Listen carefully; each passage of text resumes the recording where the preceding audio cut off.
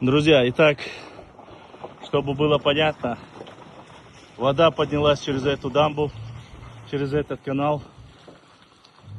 Вот местные жители своими силами то, что смогли сделать, более или менее укрепить. Вот отсюда, из-за того, что устья реки не расчищены, не укреплены, произошло это полностью затопление. Здесь ситуация чуть повыше, но если очистить русло реки, больше бы таких проблем не было, чтобы было понятно. Здесь нужно, чтобы люди понимали, что тут простых людей вины никакой нету. Если это происходит не в первый раз, это должны были предусмотреть, потому что селение большое, я бы сказал, даже очень большое. Большое количество домов подтопленных, полностью уничтоженных. У меня просто нету слов. Посмотрите на эту улицу. Вы посмотрите только вот туда. Это все грязь. Вода только-только сошла. Вода сошла только-только.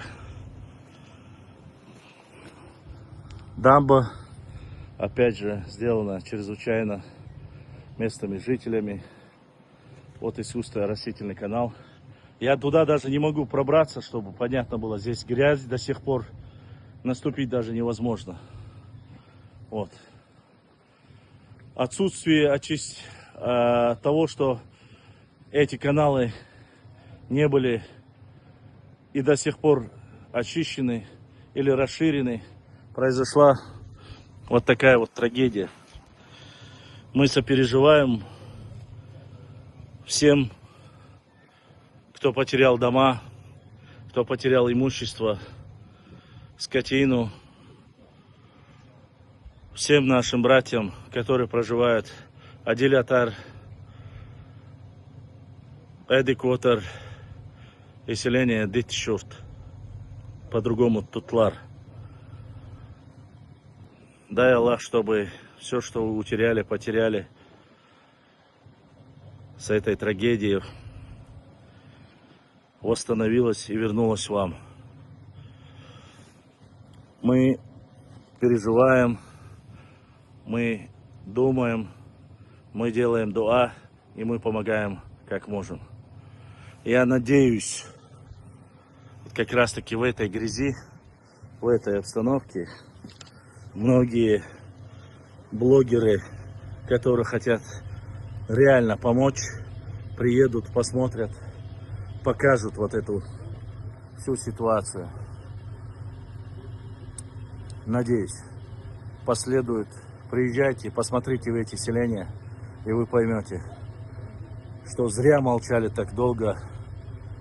Прошло столько времени, сегодня 12 апреля, воскресенье, вода, вы видели, это целое водохранилище Адилятарское, прямо как водохранилище, не сошло. Как люди сюда проезжают на легковых машинах, это знают только они и только Всевышний. Даже здесь на возвышенности дома подтопило на сантиметров 30-40. А мы продолжаем свои съемки.